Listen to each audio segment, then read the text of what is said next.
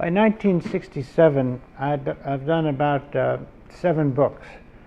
The main one being Family with Margaret Mead, and the reason it was sold more than 250,000 copies and was nominated for the Pulitzer Prize, and it helped establish me as a photojournalist of some importance.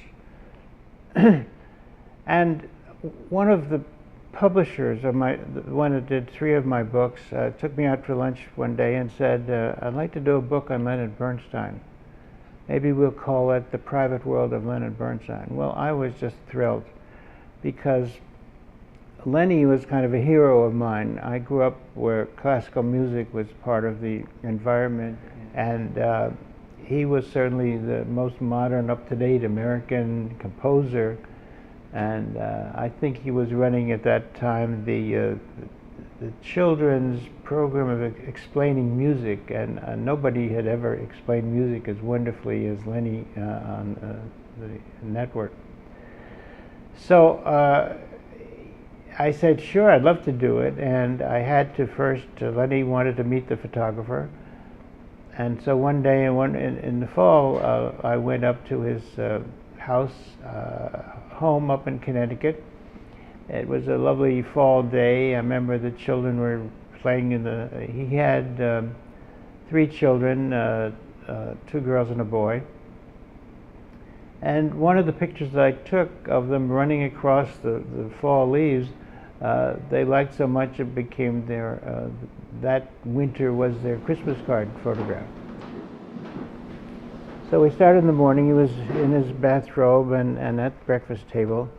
And then he went in to shave. He went into his bathroom with all the portraits of famous people sending him love. And suddenly he dropped his shorts and he was standing absolutely naked. And I said, and there's something that photojournalists do is that when something that happens, or you have to know immediate, like the next step is terribly important. I said, well, what should I do to myself? And I said, don't do anything, just stay there.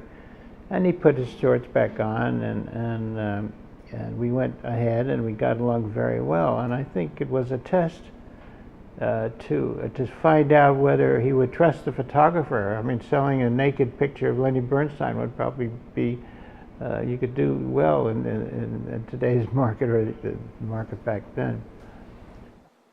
Of all the stars that I've ever worked with, he was the most considerate and the most interesting.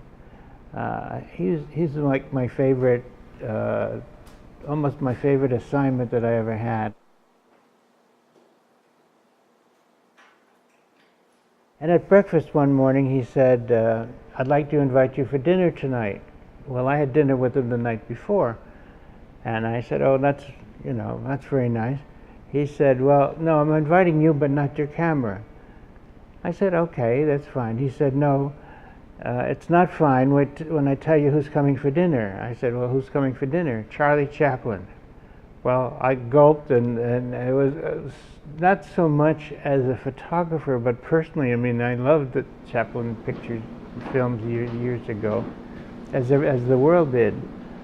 That evening, the Rolls Royce arrived, and these 2 very attractive teenage girls stepped out, and then Una O'Neill, Charlie's wife, stepped out, and then Charlie stepped out, and I remember he wore slippers and sort of around the house, nothing kind of clothes.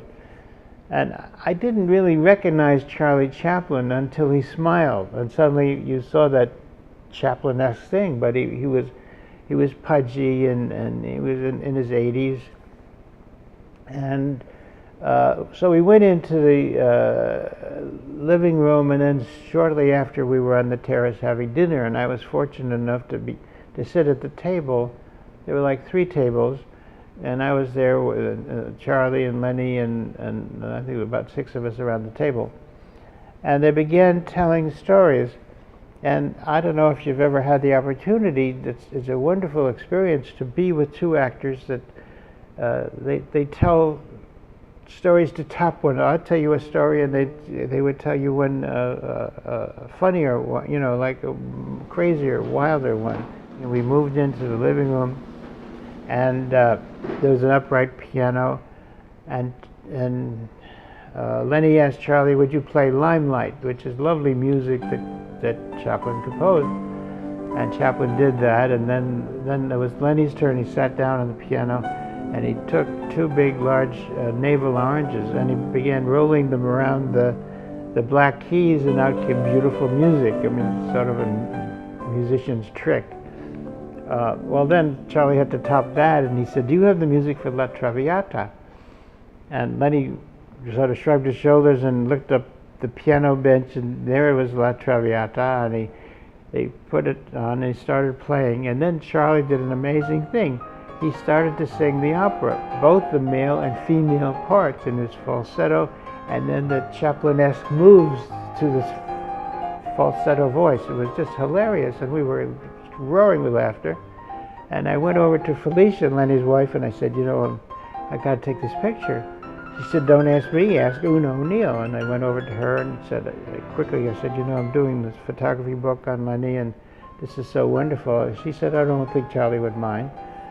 And I dashed to the closet door, and I had that, I opened the blackness of the door, and there was that red light strobe light being, I'm ready, and I was ready too, so I got it and started photographing them.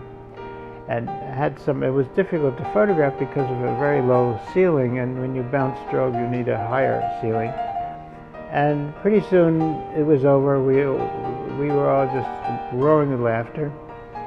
And I stood by the back door, and there was behind Chaplin, who was talking to Lenny with his two daughters. They were about 15 and 17, and I said, oh, it must have been so wonderful having this man as your father. And then they said something really it was tragic what they said. They said, we've never seen this before, only in the old movies.